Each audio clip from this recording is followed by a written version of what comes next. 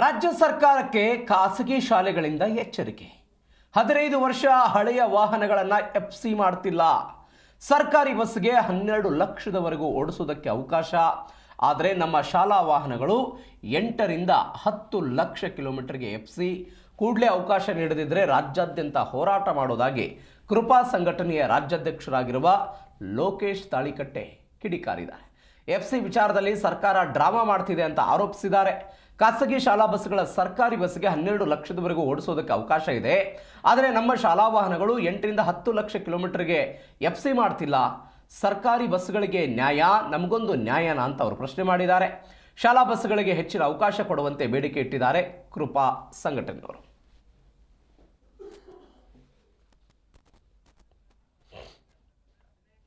ಆ ಬಸ್ಸನ್ನು ನೀವು ಎಫ್ಸಿ ಮಾಡೋದಕ್ಕೆ ಅಲೋ ಮಾಡ್ತಾ ಇಲ್ಲ.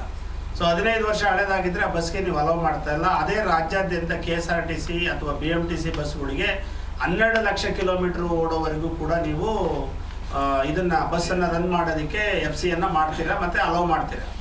ಆದರೆ ಶಾಲೆಗೆ ಏನಾಗುತ್ತೆ ಅಂತಂದರೆ 15 ವರ್ಷ ಅಂತಂದರೆ ಪರ್ ಡೇಗೆ 80 ಕಿಲೋಮೀಟ್ರು ಟ್ರಾವೆಲ್ ಮಾಡೋದೇ ಹೈಯೆಸ್ಟ್ ಆಗಿರುತ್ತೆ. ಅಪ್ ಆ್ಯಂಡ್ ಡೌನ್ ಎರಡೂ ಸೇರಿಕೊಂಡು ಕೆಲವು 20 ಕಿಲೋಮೀಟರ್ ಕೂಡ ಟ್ರಾವೆಲ್ ಮಾಡ್ತಾರೆ. ಸೊ ಬಸ್ ತುಂಬ ಒಳ್ಳೆ ಕಂಡೀಷನಲ್ಲಿದ್ದರೂ ಕೂಡ 15 ವರ್ಷಕ್ಕೆ ನೀವು ಎಫ್ಸಿಗೆ ಅಲೋ ಮಾಡದೇ ಇರೋದು ಭಾಳಷ್ಟು ನಷ್ಟವನ್ನು ಖಾಸಗಿ ಶಾಲೆಗಳಿಗೆ ಮಾಡಕ್ಕೆ ಹೊರಟಿದ್ದಾರೆ.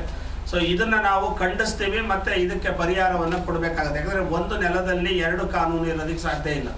ಸೊ ನೀವು KSRTC ಬಸ್ಸಲ್ಲಿ ಮತ್ತು BMTC ಬಸ್ಸಲ್ಲಿ ಮತ್ತು ಖಾಸಗಿ ಬಸ್ಸುಗಳಿಗೆ ನೀವು 12 ಲಕ್ಷದವರೆಗೂ ಅವಕಾಶ ಕೊಡೋರು. ಈಗ ಶಾಲಾ ಬಸ್ಗಳಿಗೆ ನೀವು ಯಾಕೆ ಹೆಚ್ಚು ಟೈಮನ್ನು ಕೊಡೋದಿಲ್ಲ ಅನ್ನೋದು ನಮ್ಮ ಪ್ರಶ್ನೆಯಾಗಿದೆ. ಮತ್ತು ಇದಕ್ಕೆ